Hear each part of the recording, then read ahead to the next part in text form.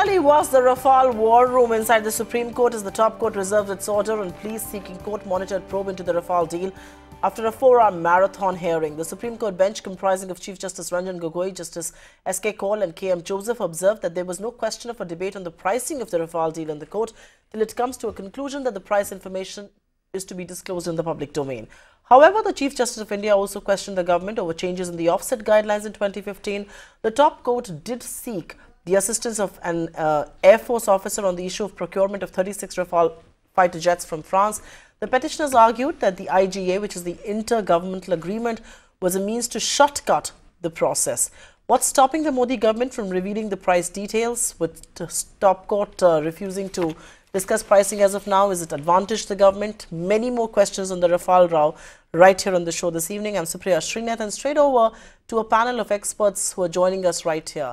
Colonel Rajesh Shukla, Senior Journalist and Strategic Affairs Expert; Sushant Sareen, Strategic Affairs Analyst and Senior Fellow ORF; and of course, representing the BJP is Syed Zafar Islam, and representing the Congress Party, Adil Singh Boparai. Let me go across to someone who's present in the court today. And I always go to people who are present on the ground, besides being analysts and experts on this. And Colonel Shukla, the centre, through its additional Solicitor General, has put forth a question while the proceedings were on. Is the court competent to judicially review the Rafale deal? Is the big question, and that is what the arguments were mostly centered around. The question, though I want to ask you is, do you agree with that contention? Because there are many who would believe that this is an executive decision. This should have been dealt with the legislatures at best. Why are the courts stepping into this? Is court competent to judicially review a defense deal? Colonel Shukla. Supriya, I don't think there's really validity in that statement. Otherwise, we should just do away with the courts and make the executive all powerful. The executive has to be subject to judicial review, and this is one of the legs of the Indian democracy and the Indian state. So to that extent, I don't think there's I beg your pardon, validity in the statement that, it's an executive decision and it should just be allowed to go ahead unchallenged. The Supreme Court certainly made it clear today that it was examining this with great care. I was there from the beginning to the end today. The Supreme Court Chief Justice and 2 other judges devoted their entire day today. There was no other case they heard. From the beginning to the end, they focused only on the Rafale case. They heard everybody who had to make a statement. There were 3 different petitioners who had been bunched together. There was the Indian Air Force, which was summoned. They were not actually there, but the Chief Justice said he wanted to hear from the Indian Air Force, so he summoned 4 air marshals as well. So everybody has had their say. And I think that at the end of it, the Supreme Court will reach a conclusion, whatever conclusion it reaches, and pronounce a decision. But at least everybody has had their say, everybody has had sufficient time to put across their point of view, and it was generally a good day in court today. I think most petitioners and the respondents left satisfied. Oh, that's a fair deal indeed, like they say. But let me take this across to Sushant Sareen. And Sushant, Attorney General K.K. Venugopal today said in court, and I'm going to quote him here, that our adversaries may get advantage if the entire deals on the pricing are disclosed. Now, we in the media, you as a strategic affairs expert, various television debates, what is it that one does not know about the weaponry, or what is it that one doesn't know about the armaments as far as Rafale is concerned? It has a Meteor and Scalp missile, an ISA radar. I mean, just some of the things that are already known about it. My question really is, and I think actually that question should have been asked of Colonel Shukla, but let me ask you, there are analysts out there who've put a pricing to this, and they believe that this price is 30–40% higher than the price that was being previously negotiated.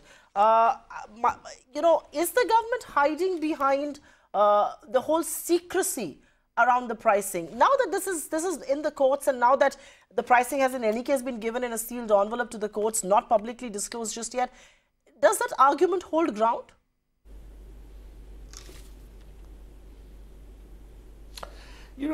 I think the whole case has got very muddied. I think Ajay has done a lot of work on this, but the last article he wrote, where he pointed to the RFP proposals where a particular figure was quoted, and then there was a subsequent figure which was quoted, which was, according to Ajay, 40% higher. The fact of the matter is that an RFP proposal wasn't really the detailed final price negotiated, which was negotiated between the two parties. So clearly, in the 4 years, a lot of things would have changed. Maybe some things were added on, although Ajay believes nothing was added on and everything was included in the first RFP itself. But clearly, my problem is with something completely different. My problem is, and which leads me to the first question which you asked. I think the courts have to take cognizance, provided there is a prima facie evidence of some kind of wrongdoing. Has there been any prima facie evidence in this of some kind of wrongdoing? So if you're talking about some wrongdoing, then the courts have to take cognizance. But are the courts going to take cognizance on policy decisions? Maybe if we buy the the howitzers from America, maybe those are not the best howitzers.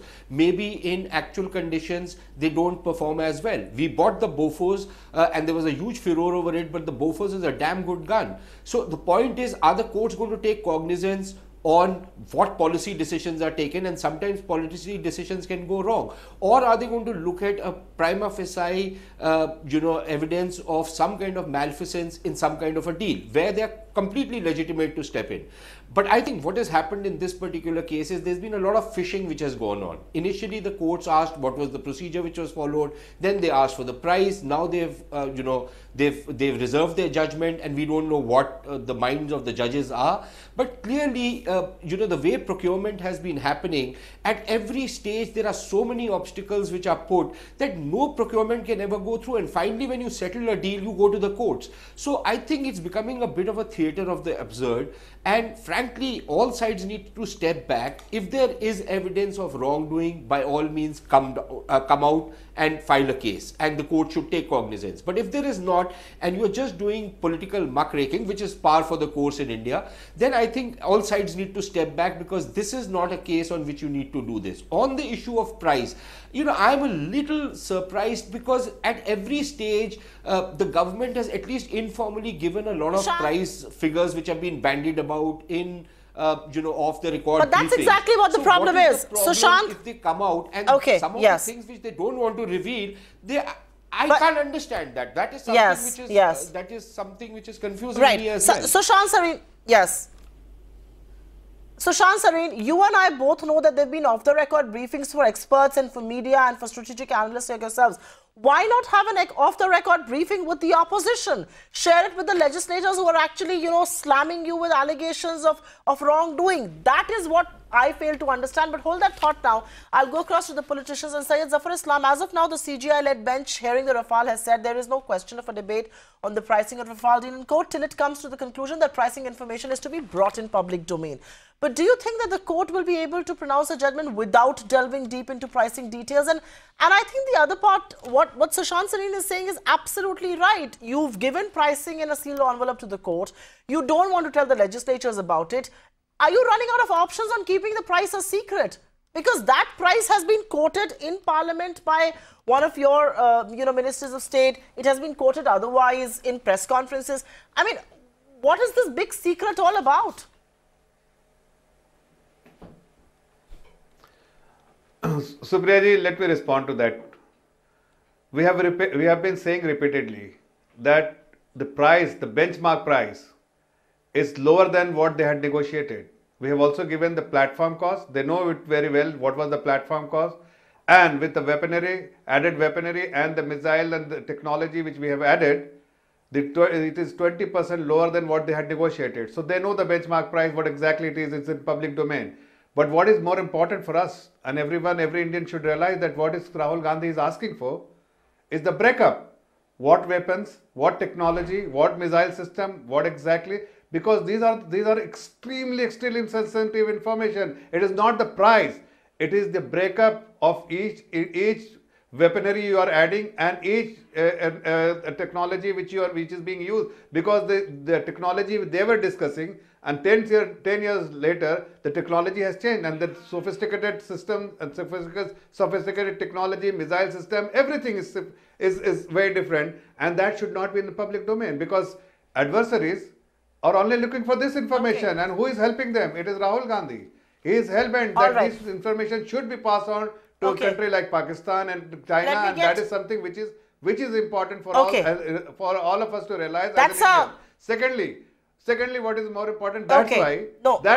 Just a second. That's why the Honorable Court has observed that it should not be a matter of discussion unless they feel appropriate. And I'm sure the judges will realize that these important details should not be in public domain. It's not the first time. Okay, I get you. I hear you there. Just hold on, thought. I will go across to... Okay.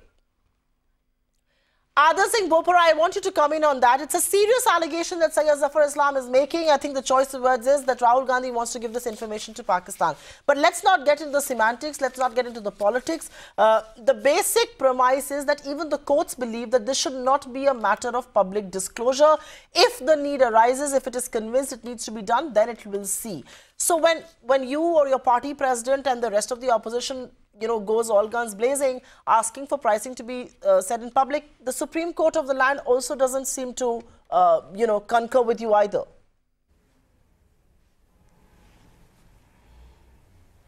Well, Supriyaji, two preliminary points before I come to the meat of this case. Number one, the specifications which were actually demanded by the Indian government at the time of the RFP are already there in public domain. So there's nothing new which is being added. This is preliminary point number one. Point number two, let's understand, if you go through the joint statement of the Indian Prime Minister and the French Prime Minister, it is very clear that what's being provided is of the same configuration which was tested by the Indian Air Force prior to 2014. This is a matter of record. I think Mr. Zafar Islam has not read that press statement. Now, coming to the main issue, and this also fell from the Supreme Court, the defense procurement policy mandates that the permission of the DAC and the CCS is taken before the Prime Minister makes an announcement or executes an MOU. Now, this fell from Justice Joseph when he said that the DAC had taken permission and granted approval in May 2015. In May 2015 was the time when the previous RFP with regard to 126 jets was rescinded. So, how is it that the Prime Minister goes to Paris and makes an announcement on the 10th of April 2015? This question fell from Justice Joseph. Point number one. Okay. Point number two, this is actually a case of reverse engineering where once you've committed a crime and now you're trying to cover up your trail. So what the government does is it tries to retrospectively amend the offset guidelines in 2015 because they got caught. They got caught because here was a situation where they wanted to actually give the contract to Reliance Defense, which is clear from President Hollande. He said that Reliance Defense was the interlocutor which was offered by Mr. Modi. And thirdly, the government scraps the tender. I will come in there. I've got little time and I want to take to the experts. Very important. Very quickly. Yeah. It's a very critical point, Supriyaji. I just need 20 seconds. Now, the government scraps the earlier tender process at its fag end and says we're going in for the emergency. And we're going in for the emergency provision. But I think the government needs to answer, if you go in for the emergency provision, let me go across to Colonel Shukla. And Colonel Shukla, the more important point is... Can I just take 10 seconds? Okay, Adar Singh Bopara. Okay, Adar Singh Bopara. No, give me a minute. I'm going to go across to Colonel Shukla. No, please don't shout. Please don't shout, both of you. Give me a minute. Colonel Shukla, according to documents, NDA tweaked the offset clause under the defense procurement policy in August 2015.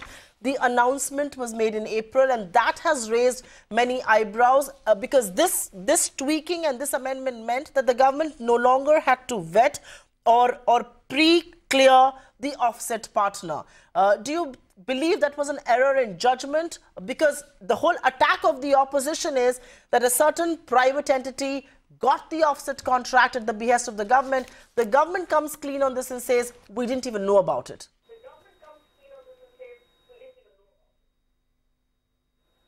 Oh, well, I certainly think that there is some substance to this. You know, the fishing expedition that Sushant was talking about, and I broadly agree with what he's talking about, but this fishing expedition is based on something, and that's based on the simple argument that what is there that would induce Dassault to choose Anil Ambani as their offset partner. You know, business works on strong logic, and there is nobody more rational and more calculating than a business person who's putting their money down.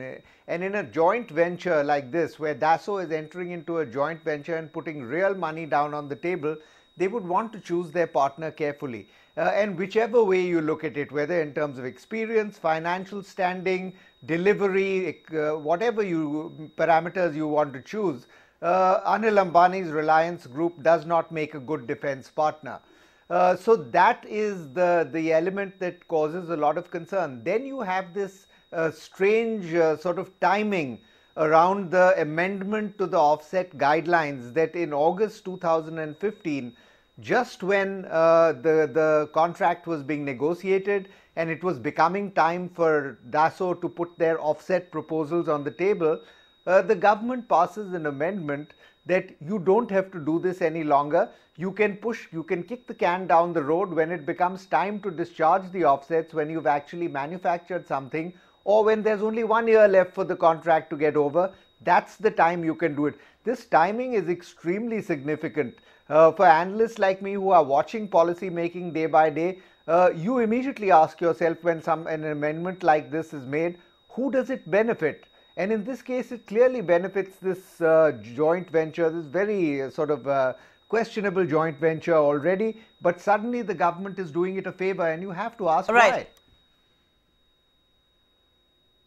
No, Ajay Shukla makes that important point there, but I want to stick to that point for a bit. And Sushant Sareen, according to the government's own admission, Rafale's offset contract runs concurrently with the main deal. The court said that, and I'm going to quote them here, it may not be at the country's interest if the offset contract is executed later, because that may lead to delay in production by the offset partner. The question is, can the government really wash its hands of the offset partner, the obligations there? Won't it jeopardize the final product if the offset partner manufactures low quality products in the absence of any technical scrutiny? I mean, why do away with that is really the big question. Of course, the timing is questionable, but the intent of the decision also, doesn't it irk security experts like yourselves?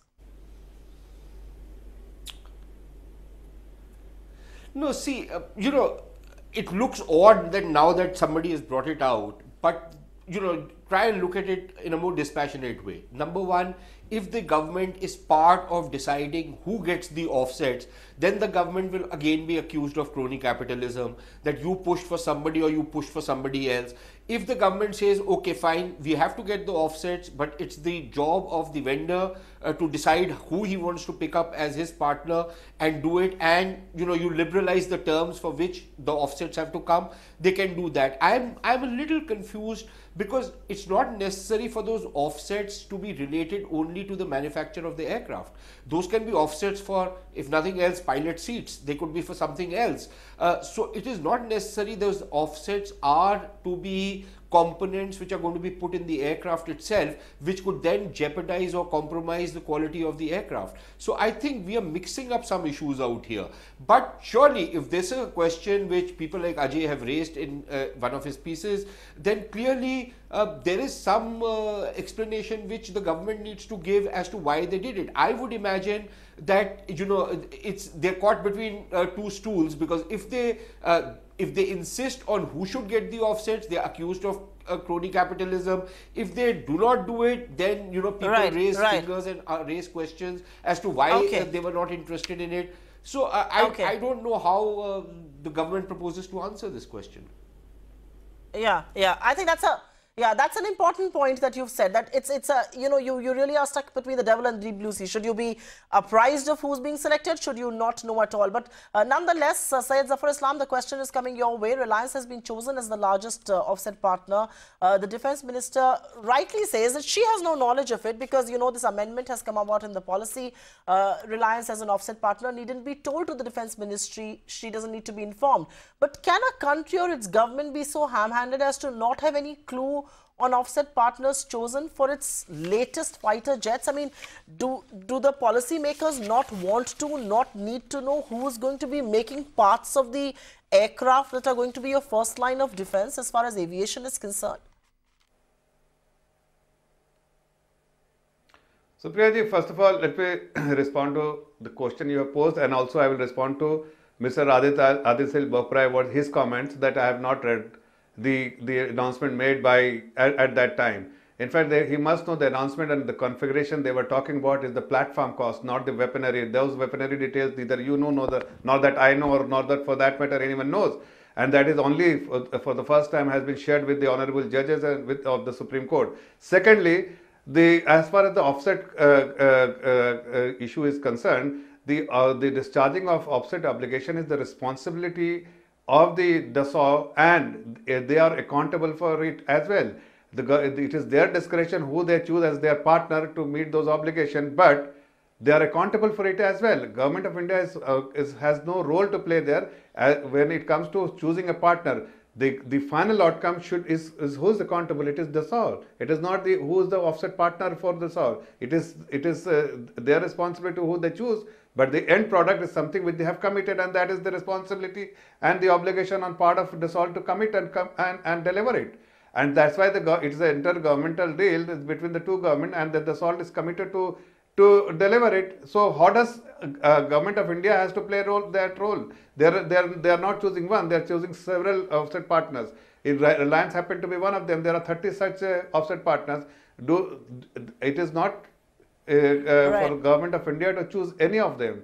It is only the discretion of the DSO who they choose, but he is accountable to the Government of India what they deliver and what they have committed. No, fair point.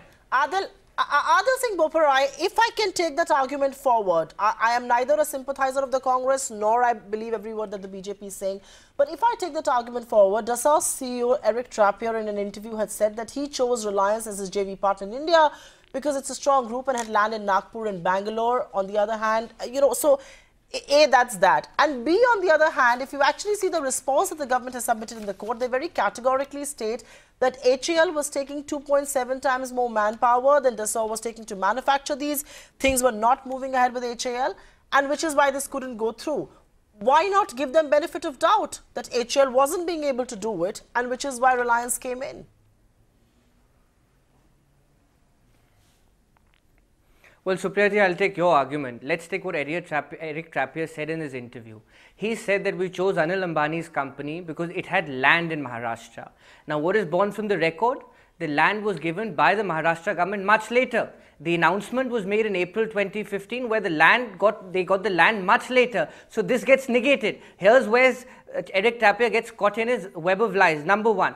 Number two, this is a situation where the Government of India retrospectively amends the offset guidelines after the announcement of the deal so that Reliance Defence could get the contract. And lastly, what can only be the subject matter of a criminal investigation is that why would Dassault invest 284 crore rupees in a defunct company owned by Reliance Defence? Because the BJP tell us that Anil Ambani as of date has got no money. So if he's got no money as of date, what business or for what consideration did a French arms company invest 284 crore rupees in a loss-making venture of a bankrupt industrialist? So this is where the scam is. And this can only be ascertained after a full-fledged investigation. No. This is where the kickbacks are. Okay. 1 second. I've got the last 3 minutes on the show. I'm going to go back to the experts. And Sushant, let me come to you. If the Indian Air Force requirement of squadrons, one second, Adil Singh Boparai and Syed Zafar Islam, give me a minute. I'm closing this show, but I will give 2 quick last questions to the 2 experts here. And Sushant, to you, the Indian Air Force's requirement of squadrons depletes to 32 after phasing out of MiG-21 and MiG-27 by the year end, and from a sanctions trend of 42. Amidst this entire controversy between the opposition on one hand, the ruling benches on the other, the experts, the analysts, what has really gotten ignored is our own defense preparedness and Indian Air Force's requirement of more squadrons.